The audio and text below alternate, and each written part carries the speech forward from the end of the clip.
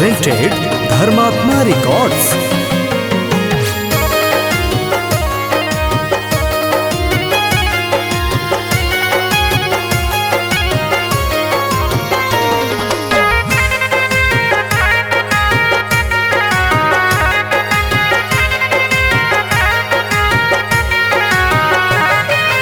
बैसल की सोचै छियै चलू ने बाबा के जल ढारेला, सावन में बाबा के जल ढारेला।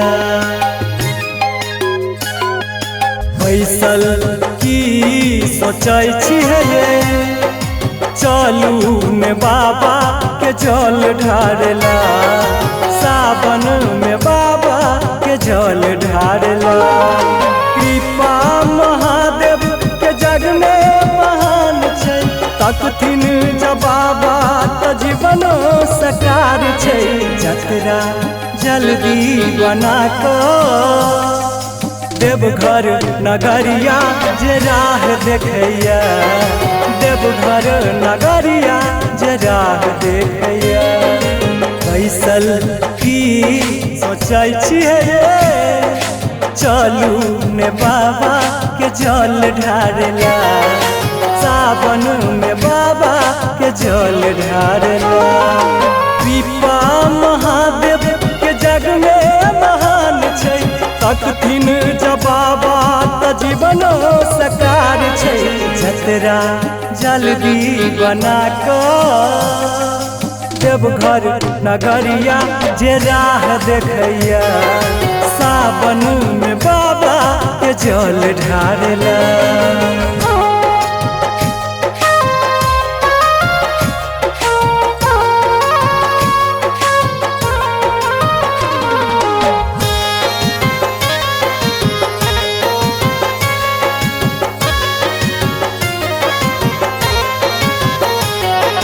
चलू ये चलू न बाबा लम चलू न, बाबा से कहबन की जा।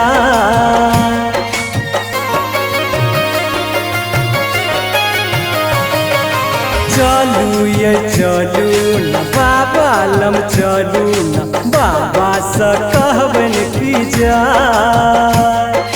बाबा से कहबै न हरथिन विपतिया, बाबा एक दिन सावन के उठल लहरिया, जाकर डुबकी लगा लियन, सावन में बाबा के जल ढारेला।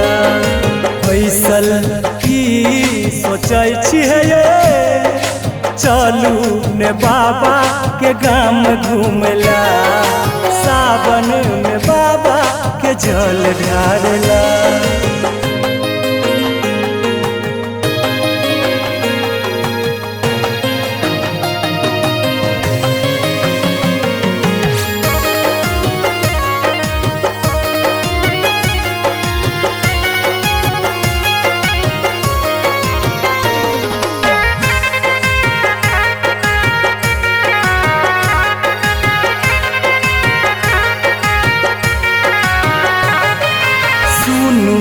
सुनू न बाबा यो सुनू न, सब कर सुधी लै छियै।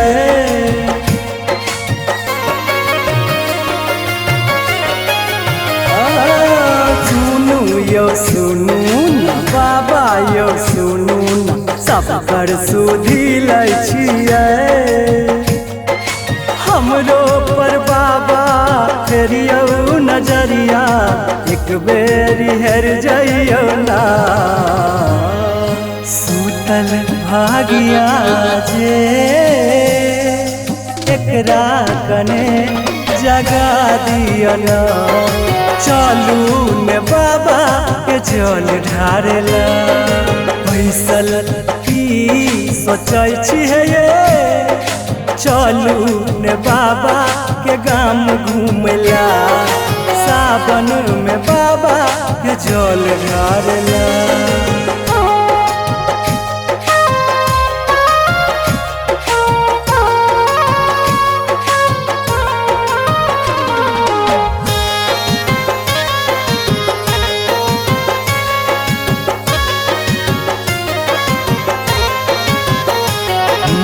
अनका लेल दानी छन अपने भिखारी छन कहबै छथि औघर दानी